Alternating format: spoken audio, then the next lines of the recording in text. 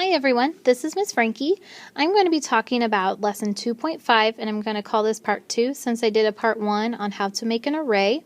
This is going to be the other two components that go with learning how to do the distributive property or the intros to it.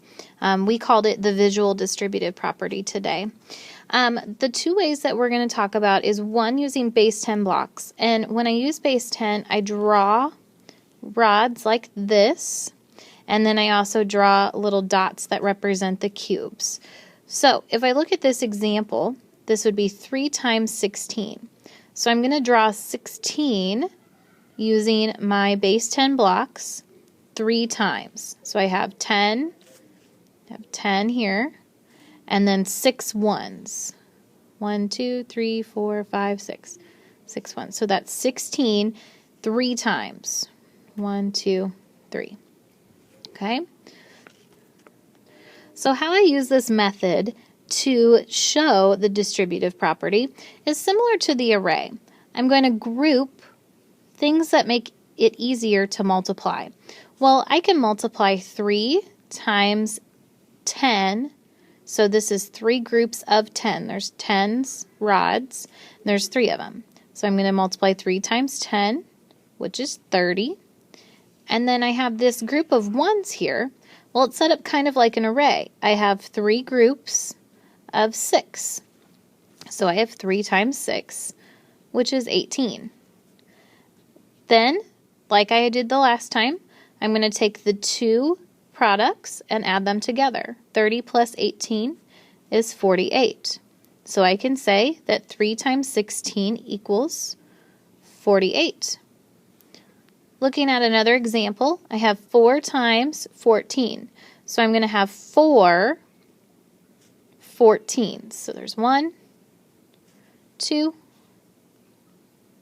3, 4. So I have drawn 14 4 different times. I have my rod that represents 10 and then my little ones that represent 1. So now what I'm going to do is find my groups that are similar and easy to multiply. So this is 4 groups of 10, which is 4 times 10. And this is 4 groups of 4, which is 4 times 4. 4 groups of 10, 4 times 10 is 40. And 4 times 4 is 16. I add those together. My answer is 56. There's going to be one last problem on their homework assignment that looks something like this, and it'll give them a word problem such as Bill has 5 groups of something to give to his separate friends. So maybe he has 13 friends and he wants to give them 5 things each. So they're going to have this picture and they're not going to know what to do with it just right away. Well, the first thing is this is an array. It's just written out with circles. And they need to figure out what it's representing. Well, there's 5 going down, and then going across, there are 13. Once they've figured that out, they're going to have to figure out where to separate. Just like when we were drawing the array and we were making the little lines and circles, and they had to split into easy to multiply numbers. This case, what they're going to do is they're just going to split the dots into easy to multiply groups. So the same thing that we've taught them before is take the larger number and decide what 2 numbers could I multiply and then make this easier. So they're going to say 13 is the same as 10 plus 3. They could do 5 plus 8.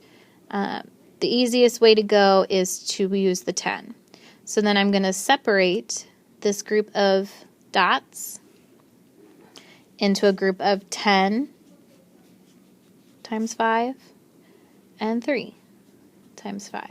So there's my 13 broken apart, 10 and 3, and then it's still going down by 5.